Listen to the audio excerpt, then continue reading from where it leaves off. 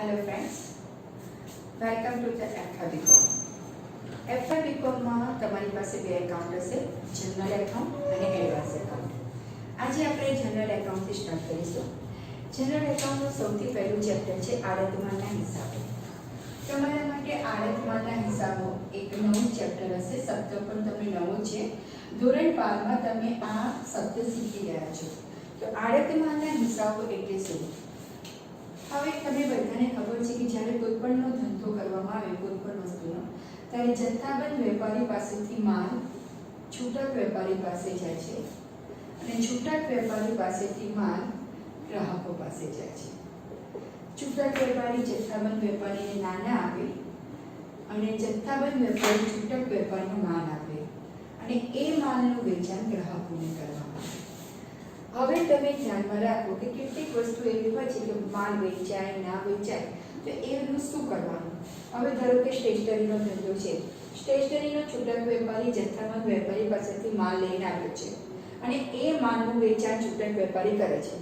હવે કેટલોક માલ સ્ટેશનરીનો માલ પડી રહ્યો છે, તો અહીંયા એ માલ છૂટક વેપારી જથ્થાબંધ વેપારીને પાછો આપી શકતો નથી, કારણ કે એ માલના એને ઓલરેડી નાના આપી દીધા છે. એટલે હવે એને માલ કાં તો આવતી સિઝનમાં વેચવો પડે, કાં તો ધીમે ધીમે કરીને વેચવો પડે, પણ માલ એ છૂટક વેપારી જથ્થાબંધ વેપારીને પાછો આપી શકે નહીં. એ માલ એને એન કેન પ્રકારે વેચવો પડે અને છૂટક વેપારી એ માલ ગ્રાહકોને વેચે. હવે કેટલીક વસ્તુઓ એવી હોય છે કે ટીવી છે, ટેલિવિઝન, રેફ્રિજરેટર છે, એસી છે. હવે એ બધા માલ છૂટક વેપારી પોતાના ખર્ચે અને નાના એ જથ્થાબંધ વેપારી પાસેથી લઈ આવે અને કાર ઉઠીને 10 ટીવીમાંથી 4 ટીવી વેચાય અને 6 ટીવી પડી રહે, તો એક ટીવીનો ભાવ આપણે 10,000 પણ ગણીએ મિનિમમ, તો 60,000ના 6 ટીવી થયા, તો 60,000ના ટીવીનું વેચાણ એ લોકોએ કરવું પડે. તો અહીંયા છૂટક વેપારીને જેટલો નફો ના મળ્યો હોય એટલું તો એને જોખમ ઉઠાવવું પડે, કારણ કે છૂટક 6 ટીવી તો પોતાના ઘરમાં વાપરી ના શકે કે 6 ટીવીનું એન કઈ પ્રકારે એને વેચાણ કરવું પડે. તો અહીંયા આટલી મોટી વસ્તુ કે જેના ભાવ ખૂબ જ વધારે છે, એ ભાવનું એ વસ્તુઓનું વેચાણ કેવી રીતે કરી શકશે નહીં? તો એનું શું કરવાનું? તો આમાં એવું હોય છે કે છૂટક વેપારી આવી વસ્તુઓનું વેચાણ કરવા તૈયાર હોતા નથી. તો જે માલનો પ્રોડક્ટ હોય કે માલનો ઉપયોગ કરતા હોય એ માલ જથ્થાબંધ વેપારીને આપે, તો જથ્થાબંધ વેપારી છૂટક વેપારીને એવું કહીને માલ આપે કે તમારે આ માલનું વેચાણ કરવાનું છે અને માલ ના વેચાય તો તમારે એ માલ પાછો આપી દેવાનો બને. એટલે ફક્ત અહીંયા છૂટક વેપારીએ ખાલી માલનું વેચાણ જ કરવાનું છે. છૂટક વેપારીએ ફક્ત ને ફક્ત માલનું વેચાણ કરવાનું છે. અહીંયા એને માલના વેચાણની જવાબદારી લેવાની છે, પણ માલ અહીંયા જથ્થાબંધ વેપારી છૂટક વેપારીને ખાલી માલ વેચવા માટે આપશે, માલની માલિકી નહીં આપે. કેમ માલની માલિકી નહીં આપે? કારણ કે માલની માલિકી આપે નહીં, કારણ કે અહીંયા છૂટક વેપારીએ જથ્થાબંધ વેપારીને એ વસ્તુના નાના આપેલા નથી. હા, ડિપોઝિટ લઈ શકે એની પાસેથી કે કારોની આટલી બધી મોંઘી વસ્તુ લઈને છૂટક વેપારી નાસી ન જાય, પણ અહીંયા જથ્થાબંધ વેપારી ટીવી, રેફ્રિજરેટરમાં જથ્થાબંધ વેપારી છૂટક વેપારીને ફક્ત માલનું વેચાણ કરવા આપે છે, માલની માલિકી આપતો નથી. અહીંયા છૂટક વેપારી માલનું વેચાણ ગ્રાહકોને કરશે અને એના બદલામાં જથ્થાબંધ વેપારી પાસેથી કમિશન લેશે. એટલે ફક્ત ને ફક્ત છૂટક વેપારીનું કામ માલનું વેચાણ કરવાનું છે અને જથ્થાબંધ વેપારી પાસેથી એનું કમિશન લેવાનું છે. તો અહીંયા તમને ખ્યાલ આવી જશે કે બે પક્ષકારો હતા. એમ જોવા જઈએ તો સામાન્ય વેપારમાં 3 પક્ષકાર હોય: જથ્થાબંધ વેપારી જે માલ છૂટક વેપારીને આપે અને છૂટક વેપારી જે માલ ગ્રાહકોને આપે. એટલે તમે 3 પક્ષકારો જોયા. સામાન્ય વેચાણની અંદર તમે જોયું સામાન્ય વેચાણ, હું અહીંયા આડત માલને છૂટો પાડું છું પહેલા, કે સામાન્ય વેચાણમાં જથ્થાબંધ વેપારી છૂટક વેપારીને માલ આપે છે અને છૂટક વેપારી જથ્થાબંધ વેપારીને એના બદલામાં નાના આપે છે. તો અહીંયા માલિકીની હેરફેર થાય છે. જથ્થાબંધ વેપારી છૂટક વેપારી માલની માલિકી આપી દે છે, જ્યારે મોટી વસ્તુમાં જ્યારે એજન્ટ તરીકે જે નિમણૂક કરે તો જથ્થાબંધ વેપારી છૂટક વેપારીને માલની માલિકી આપતો નથી. એનો મીનિંગ એ થયો કે માલની માલિકી ફક્ત જથ્થાબંધ વેપારી જોડે જ રહે છે. માલની માલિકી ફક્ત જથ્થાબંધ વેપારી જોડે રહે છે અને છૂટક વેપારી એ માલ ગ્રાહકોને વેચે છે. ગ્રાહકો જે રૂપિયા આપે તે છૂટક વેપારીને આપે છે, છૂટક વેપારી જથ્થાબંધ વેપારીને આપે છે. તો અહીંયા ત્રણ પક્ષકારો આપણી જોડે રહેશે. જથ્થાબંધ વેપારીને આપણે કહીશું માલધણી. માલધણી એટલા માટે કહીશું કે જ્યારે જથ્થાબંધ વેપારી છૂટક વેપારીને માલ વેચે છે ત્યારે માલિકીની ફેરફાર કરતો નથી, એટલે આપણે જથ્થાબંધ વેપારીને માલધણી કહીશું. છૂટક વેપારી, તો છૂટક વેપારીને શું કહીશું? તો જથ્થાબંધ વેપારી છૂટક વેપારીને ફક્ત માલના વેચાણ કરવાની જવાબદારી સોંપે છે, તો એને આપણે કહીશું આડતિયું. એકાઉન્ટિંગ ભાષામાં આ વેચાણ કહીએ તો એને આડતથી વેચાણ કહેવાય. આડતથી વેચાણ એટલે ફક્ત માલનું વેચાણ કરવું અને એના બદલામાં એને કમિશન આપવું. અને ગ્રાહકો, તો ત્રણ પક્ષકારો થયા અને આ ત્રણ પક્ષકારો જ્યારે ભેગા થાય અને જે પ્રકારનું વેચાણ બને તેને કહેવાય આડત માલનું વેચાણ. એને આપણે કહીશું આડત માલનું વેચાણ. તો અહીંયા શોર્ટ ફોર્મમાં કહી દઉં કે અહીંયા ત્રણ પક્ષકારો હશે. પહેલું માલધણી, બીજું આડતિયો અને ત્રીજું ગ્રાહકો. નોર્મલ લેંગ્વેજમાં માલધણીને આપણે જથ્થાબંધ વેપારી કહીશું, આડતિયાને આપણે છૂટક વેપારી કહીશું અને ગ્રાહકોને આપણે ગ્રાહક કહીશું. માલધણી માલ મોકલે છે આડતિયાને અને આડતિયો માલ વેચે છે ગ્રાહકોને. ગ્રાહક પૈસા આપે છે આડતિયાને અને આડતિયો પૈસા આપે છે માલધણીને. તો ફક્ત આડતિયાને ખાલી વચ્ચે જ રહેવાનું હોય તો એના બદલામાં એને શું મળે? તો અહીંયા માલધણી જેટલો માલ વેચશે, આડતિયો જેટલો માલ વેચશે એના બદલામાં એને કમિશન આપશે. એના બદલામાં એને શું આપશે? કમિશન. તો અહીંયા શોર્ટમાં જોવાનું કે માલધણી પોતાના ખર્ચે અને જોખમે આડતિયાને કમિશનથી માલ મોકલે છે અને આડતિયો તે માલ ગ્રાહકોને વેચે છે. ખ્યાલ આવી ગયો બધાને? તો અહીંયા ત્રણ છે પક્ષકાર: માલધણી, આડતિયો અને ગ્રાહકો.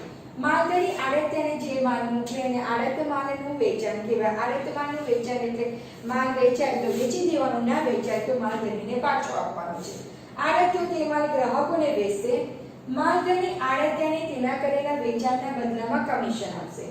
શોર્ટ ફોર્મમાં તમારા ચેપ્ટરના અનુસંધાનમાં જોઈએ તો તમારે અહીંયા ત્રણ પક્ષકારો છે: માલધણી, આડતિયો અને ગ્રાહક. તમારે અહીંયા વેચાણ કરવાનું છે. માલધણી આડતિયાને કરશે અને આડતિયો ગ્રાહકોને કરશે. હવે આપણે કયા કયા ખાતા બનાવવાના છે જોવાના છે. અહીંયા ફક્ત અને ફક્ત બે જ ખાતા બનાવવાના છે: આડત માલનું ખાતું અને આડતિયાનું ખાતું. તો આડત માલનું ખાતું કેવી રીતે બને જોઈએ. સૌથી પહેલા તો તમને આડત માલનું વેચાણ એટલે શું ખ્યાલ આવી ગયો હશે, આડતિયો એટલે શું ખ્યાલ આવી ગયો હશે. હવે આપણે કરીશું આડત માલ ખાતું. તો આડત માલ ખાતાની અંદર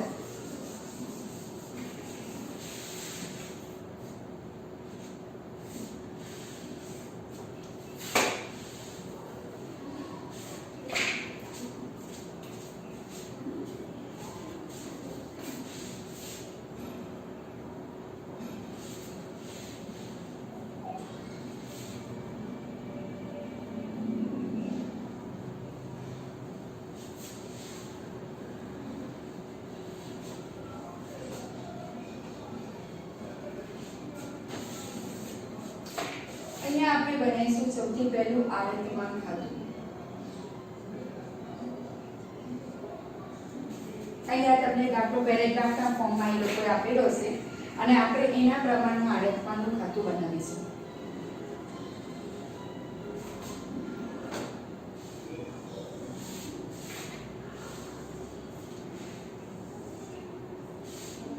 વિગત, રકમ, વિગત,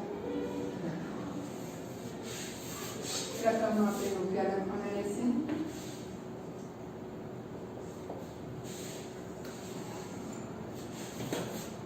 એ વેપારીએ અમદાવાદના આએ વડોદરાના વેપારી વણે આડતથી માલ મોકલ્યો. અમદાવાદના આએ વડોદરાના વણે આડતથી માલ મોકલ્યો. તો જે માલ મોકલે એને આપણે કહીશું માલધણી અને જે માલ વેચવા માટે લે છે એને આપણે કહીશું આડતિયો.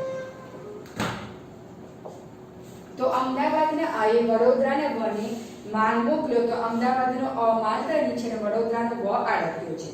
હવે તમારે અહીંયા સૌથી પહેલો માલ ઉધાર બાજુ એન્ટ્રી આવશે. અમદાવાદના આએ વડોદરાના વને વેચાણથી માલ મોકલ્યો. તો અહીંયા આપણે લખીશું આડતથી મોકલેલ માલ ઉધાર બાજુ. આડત માલ ખાતાની ઉધાર બાજુ સૌથી પહેલી એન્ટ્રી આવે આડતથી મોકલેલો માલ.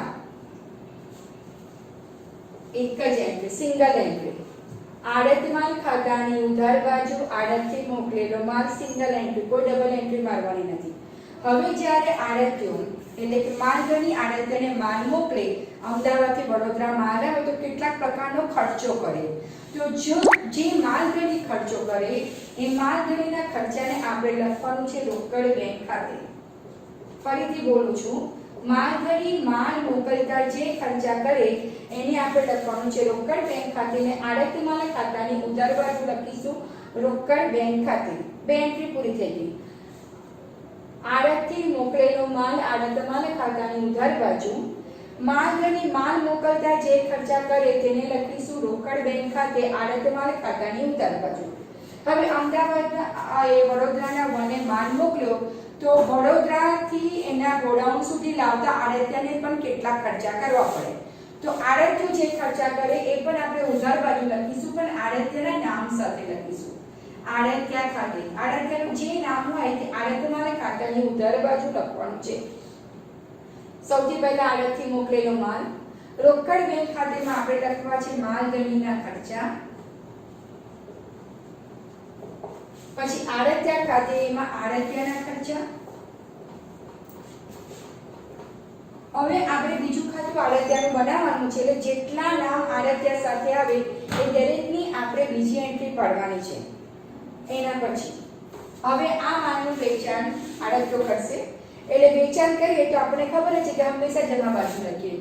તો અહીંયા આપણે લખીશું આડત્યા, વેચાણ ઓલવેઝ આડત્યો જ કરે, એટલે આડત્યા ખાતે વેચાણ જમા બાજુ લખીશું.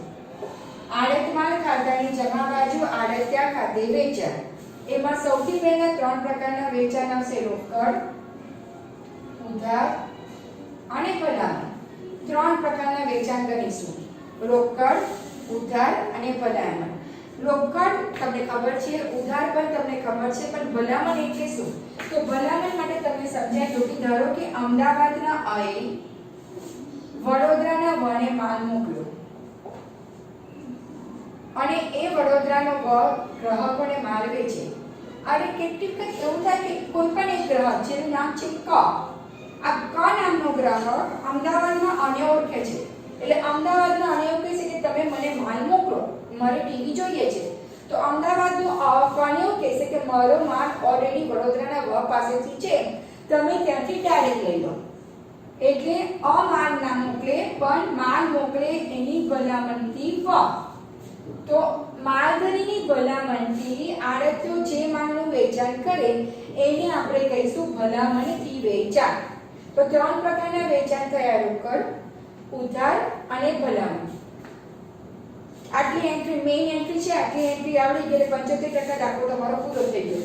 સૌથી પહેલા ઉધાર બાજુ આડતથી મોકલેલા માલ ખાતે, રોકડ બેંક ખાતે માલધણીના ખર્ચા, આડત્યા ખાતે આડત્યના ખર્ચા, જમા બાજુ રોકડ, ઉધાર અને ભલામણ. હવે આડત્યો માલનું વેચાણ કરે તો માલધણી તેને વેચાણના બદલામાં કમિશન આપે. તો કમિશન પણ આપણે ઉધાર બાજુ લખીશું. એમાં લખીશું આડત્યા ખાતે કમિશન. હવે કમિશન બે પ્રકારનું આવે, સામાન્ય આડત અને આસામી આડત. હવે યાદ રાખવાનું, સામાન્ય આડત કુલ વેચાણ પર આપવામાં આવે અને આસામી આડત હંમેશા ઉધાર વેચાણ પર આપવામાં આવે. એટલે સામાન્ય આડત અહીંયા બહાર જે ટોટલ આવ્યું હશે એના પર આપવામાં આવશે અને આસામી આડત આપણે હંમેશા ઉધાર વેચાણ પર આપીશું. તો બે પ્રકારની આડત આવશે, સામાન્ય આડત અને આસામી આડત. એના પછીની એન્ટ્રી આવશે ઘરખર્ચ. ઘરખર્ચ જરૂરી જ નથી, અમદાવાદનો માલધણી વડોદરાના કોઈ પણ ગ્રાહકને ઓળખતો નથી, પણ વડોદરાનો વેપારી તો બધા ગ્રાહકને ઓળખે છે. છતાં પણ ધંધામાં ઘરખર્ચ તો પડવાની જ. ગમે તેટલી કાળજી રાખીએ તો પણ ઘરખર્ચ એટલે કેટલા ગ્રાહકો માલના પૈસા આપ્યા વિના પૈસા આપણને આપે નહીં, તો એને ઘરખર્ચ કહેવાય. તો ઘાલખાત એક પ્રકારનું નુકસાન જ છે, એટલે આપણે આડતમાં ખાતાની ઉધાર બાજુ ઘાલખાત લખીશું. તો અહીંયા તમારી એન્ટ્રી પૂરી થાય છે. આડતથી મોકલેલ માલ ખાતે, રોકડ બેંક ખાતે, આડતિયા ખાતે કમિશન. એમાં બે પ્રકારની સામાન્ય આડત અને આસામી આડત. ઘાલખાત હંમેશા ઉધાર વેચાની લેવાની છે, બનાવવાની લેવાની નથી. હવે છેલ્લી એન્ટ્રી જે તમારી આવશે એ છે તમારી આખા સ્ટોક.